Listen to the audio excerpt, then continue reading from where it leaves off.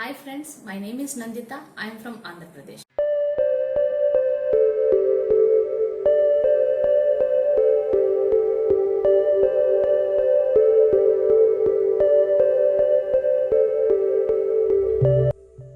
Children, all of us breathe to live.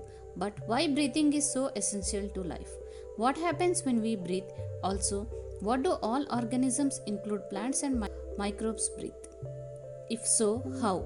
All living organisms need energy for carrying out daily life activities, be it absorption, transport, movement, reproduction, or even breathing. Where do all this energy come from? We know we eat food for energy, but how this energy taken from food? How is this energy utilized? Do all the food gives us the same amount of energy?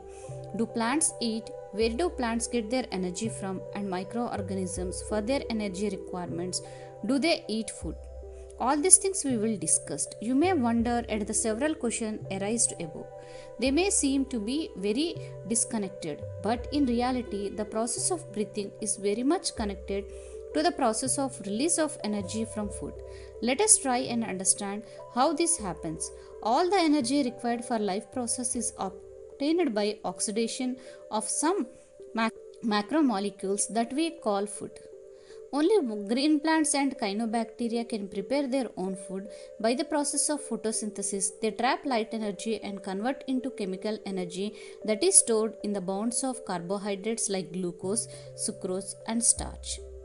We must remember that in green plants too, not all cells, tissues, and organ photosynthesis. Only cells containing chloroplast that are most often located in their superficial layers carry out photosynthesis.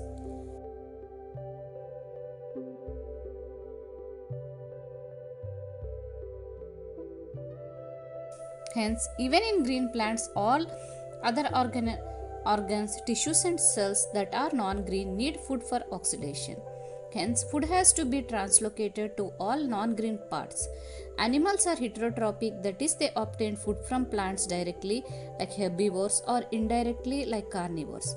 Saprophytes, like fungi, are dependent on dead and decaying matter. What is important to recognize is that ultimately all the food that is required for living process comes from photosynthesis. This chapter deals with the cellular respiration, or the mechanism of breaking down of food materials within the cell to release energy, and the trapping of this energy for synthesis of ATP.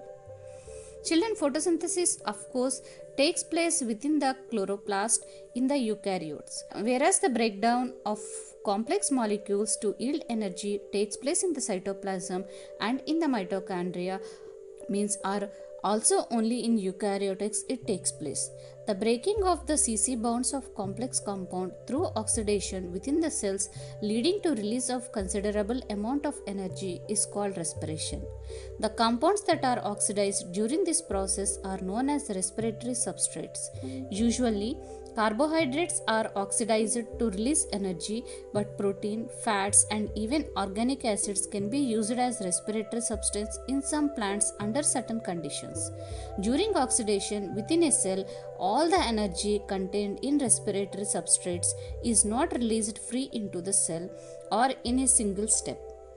It is released in a series of slow steps wise reactions controlled by enzymes, and it is trapped as chemical energy in the form of ATP.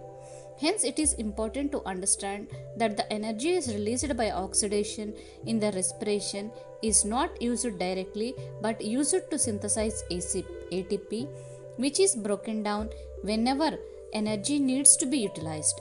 Hence, ATP acts as the energy currency of the cells. This energy trapped in ATP is utilized in various energy requiring process of the organisms, and the carbon skeleton produced during respiration is used as precursors for biosynthesis of other molecules in the cell.